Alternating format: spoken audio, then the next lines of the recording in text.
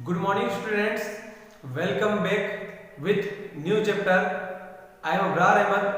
Today we are going to start our next chapter, chapter 7, alternating current of class 12 physics. So in previous chapter we study what is electromagnetic induction.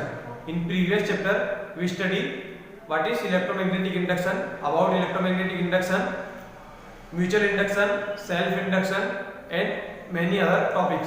In this chapter we have to study what is alternating current. So let's start the chapter. Unit 4, electromagnetic induction and alternating current. Chapter 4, alternating current, because electromagnetic induction we have completed. In this chapter we have to study current, amplitude, time period, frequency, AC and DC, resistance, reactance, impedance and choke coil, transformer and derivation. So let's start what is alternating current. Now here our first topic is current. So what is current? You know that what is current? Current is the flow of charge. Current is the flow of charge per unit time. Current is the flow of charge per unit time. It is the rate of flow of charge. It is the rate of flow of charge. Current is denoted by I. So formula is current is equal to charge per unit time. I is equal to Q by T. There are two types of current. First is alternating current and second is direct current. First is alternating current and second is direct current. There are two types of current. So in direct current, direction does not change. Direction does not change, but magnitude may be changed or not. In direct current, direction of the current does not change, but magnitude may be changed or not. If magnitude is changed, then it is called varying direct current. Varying direct current. And if magnitude is also constant, so this is called steady direct current. So in steady direct current, direction does not change. Direction does not change. Magnitude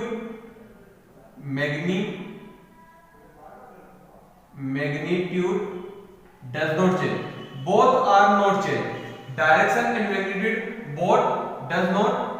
both do not change. And in varying direct current, direction does not change, but magnitude is changed. So this is called varying direct current. So direct current in direction does not change, but magnitude may be changed or not. If magnitude does not change, then it is called steady direct, and in magnitude change, it is called varying direct. And in AC current, direction and magnitude both change. Both direction and magnitude both change with respect to time. So what is current? Current is the rate of flow of charge per unit time. So its formula is Q by T, and when the direction of the current change with respect to time, then it is called alternating current, and when the direction of the current does not change with respect to time, it is called direct current. So in alternating current, direction and magnitude both change, and in in alternating current, direction and magnitude both are changed with respect to time, and in direct current, direction does not change, but magnitude may be changed. If magnitude is changed, then it is called varying direct, and magnitude does not change, it is called steady current. But direction does not change. And in alternating current, direction and magnitude both are changed. So here we can draw the diagram of direct alternating current. This is the diagram of alternating current. So here our second topic is amplitude.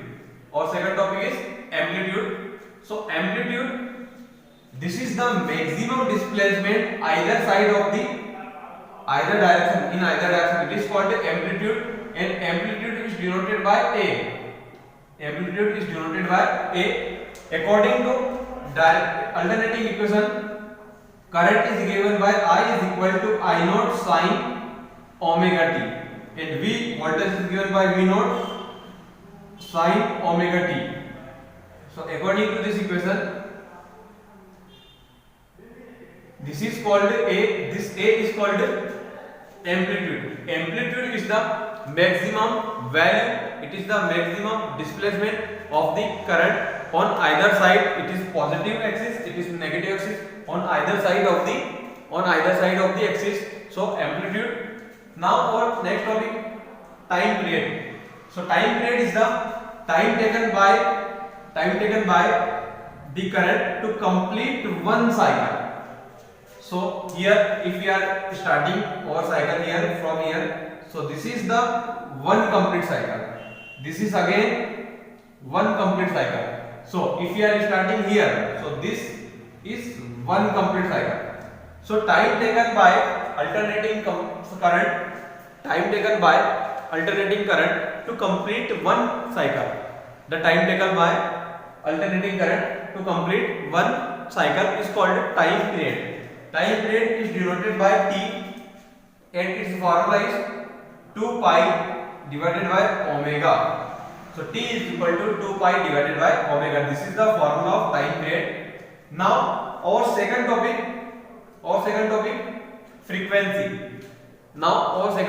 frequency. So frequency is the number of cycle per unit time. This is one cycle. This is second cycle. So number of cycle completed per unit time is called frequency of alternating current.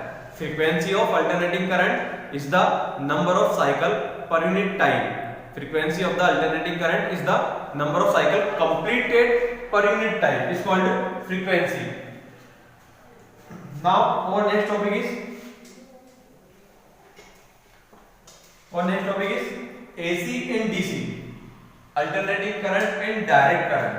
So our next topic, alternating current and direct current. So AC alternating current and DC direct current. So current obtained from battery and eliminator is called direct current.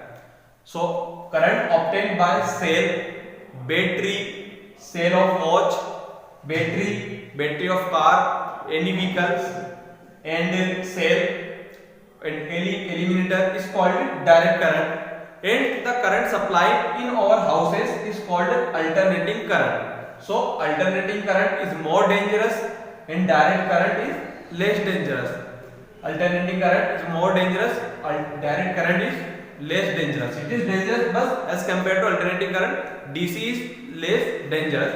And direct current, so the magnetic properties and thermal properties, magnetic property and electric property, but alternating current does not show any magnetic property, but it shows thermal property of the conductor. Both show thermal property. DC show magnetic property, and alternating current does not show magnetic property. So magnetic effect does not show. It cannot be used in our circuit. Alternating current is not used in our circuit. We use in our circuit or diagram direct current. This is the symbol of direct current. This is positive, this is negative, and positive axis is more. This is positive terminal of the battery, this is negative terminal of the battery, and alternating current is denoted by this symbol. Alternating current in our circuit is denoted by this symbol. So alternating current is very dangerous and direct current is dangerous, but as compared to alternating current is less dangerous. Now our next topic is resistance. Our next topic is resistance, reactance, impedance. Our next topic is resistance, reactance and impedance. Resistance, reactance and impedance. So resistance is denoted by R. Reactance is denoted by X. Impedance is denoted by Z. So resistance of traction offered by any conductor, of traction in the path of current offered by any conductor is called, conductor means wire or any conductor which can flow the current easily, then it is called a conductor. So of traction in the path of wire or conductor offered by any wire, of traction in the path of current is called resistance. So it is denoted by this symbol. This is the symbol of resistance. Of traction in the path of current is called resistance. Reactance of traction in the path of current offered by coil. This is coil, or we can say capacitor. This is the symbol of capacitor. Coil is also called inductance. So it is also denoted by L and capacitor is denoted by C. So resistance offered by coil or capacitor is called reactance. Both are the resistance, but this resistance offered by wire or any conductor, and this is also a resistance. Reactance is also a resistance, but resistance offered by coil or inductance or capacitance is called reactance. It is denoted by X. Resistance is denoted by R. Reactance is denoted by X. So it is also called XL, XC. And XL equal to omega L, X equal to 1 upon omega C. These are the formula for alternating current we will use in LCR circuit. So resistance offered by coil or inductance per unit area is called, this resistance is called reactance. Resistance offered by coil or capacitor is called reactance, and resistance offered by conductor is called only resistance. Now impedance, when we connect resistance with coil, this is the resistance, this is the coil, or resistance with capacitor, this is our resistance, this is our capacitor R C, and coil with capacitor, this is our coil, this is our capacitor. So and we can connect all together. This is R, this is coil, this is capacitor R L C. So when we connect two or more among the conductor, inductor and capacitor, when we connect two or more among the conductor, capacitor and inductor together, then the resistance offered by combination, is called impedance, and impedance is denoted by Z. So impedance is also a resistance, but it is the resistance of combination of RL, RC, LC, or we can say LRC. So it is also impedance is also a resistance, but it is the resistance of combination. It is the resistance of grouping of resistance with inductor, resistance with capacitor, resistance with capacitor, coil with capacitor, and resistance, coil and capacitor to all together. When we are connecting all together, then resistance is called impedance. So let's start again. Let us understand again. Resistance is the of traction in the path of current offered by conductor. Reactance is the of traction in the path of current offered by coil. Coil means inductance or capacitor. Impedance is the resistance offered by combination among the conductor reactance, conductor, coil and capacitor. So this is called impedance. Impedance is denoted by Z, reactance is denoted by X, and resistance is denoted by R. All are same, but there are minor difference. So this is our resistance, reactance, impedance. Now we will start choke coil. Our next topic is choke coil. So what is choke coil? Choke coil is nothing but a coil which is used to control the flow of current. Choke coil, this is choke coil is nothing but it is used to control the flow of current. The flow of current without any loss. Without any loss of current. It is also used to transfer current from one place to another place. So choke coil is nothing but it is a coil which is used to control the flow of current without any loss of energy. Now our next topic is transformer. Our next topic is transformer. Transformer is one of the most important topic. Transformer is one of the most important topic. You see in your daily life transformer. Transformer is also control the voltage. It is also used to increase the amount of voltage or decrease the amount of voltage. It is also used to increase the intensity of current or decrease the intensity of current. So transformer look like that. This is our transformer. This is our transformer.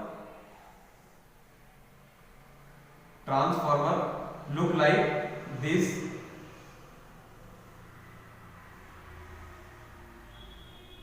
This is our transformer. Here, this is the number of turn connecting in alternating source. This is our alternating source. This is called primary coil. Primary coil, and this is called secondary coil. This is called secondary coil. Secondary coil, and this is called our core. So this is the transformer. This transformer is used to control the current. So there are two types of transformer.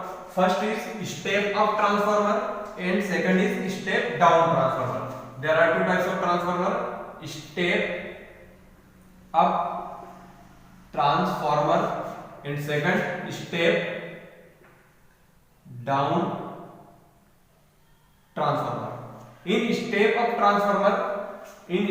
transformer, potential of the alternating current is increased.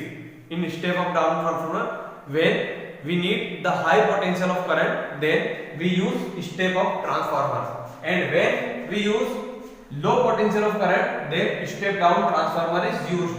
So there are two types of transformer: step up transformer and step down transformer. So transformer is a device which is used to control the current, which is also used to control the current, or we can say transformer is used to supply current from one place to another place, like DP in your colony. Like DP is also a transformer which is also used to supply current from one colony to another colony. So DP is situated in your colonies or in your area is called it is also a transformer.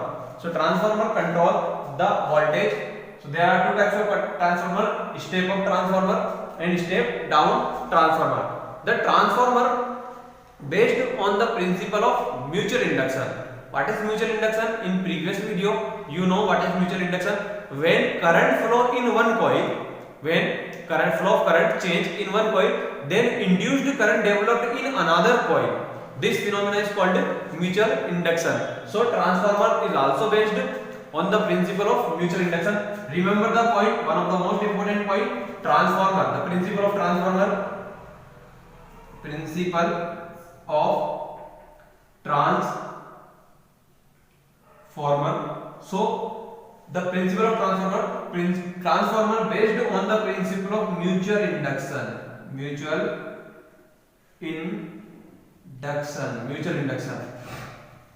Now we have to prove the derivation P average equal to V RMS I RMS cos phi.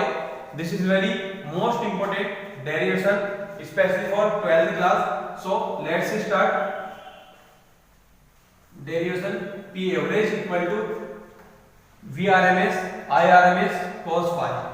So this is our derivation. We have to prove P average power is equal to V RMS I RMS and cos phi. So this is we have to prove. Now we know that the formula of power P is equal to voltage into current. Power is equal to voltage into current. So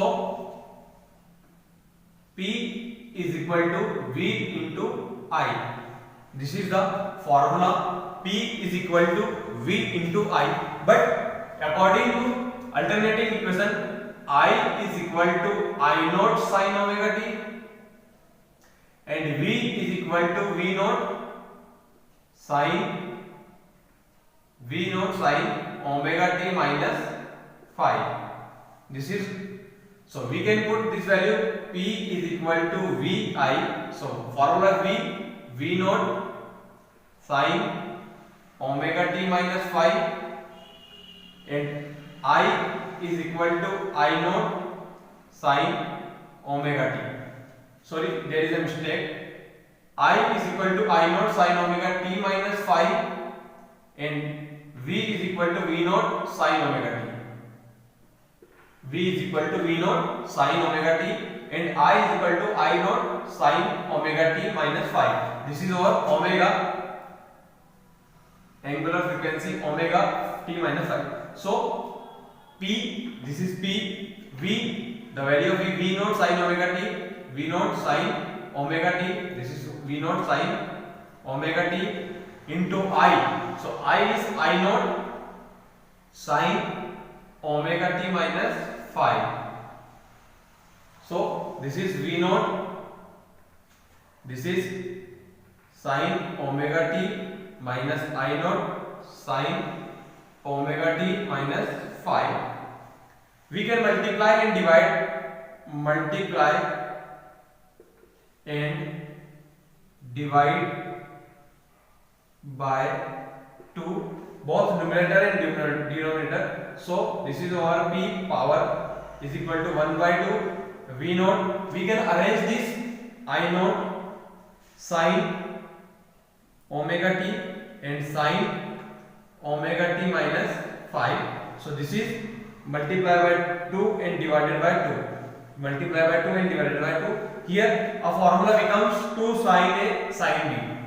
2 sin A sin B.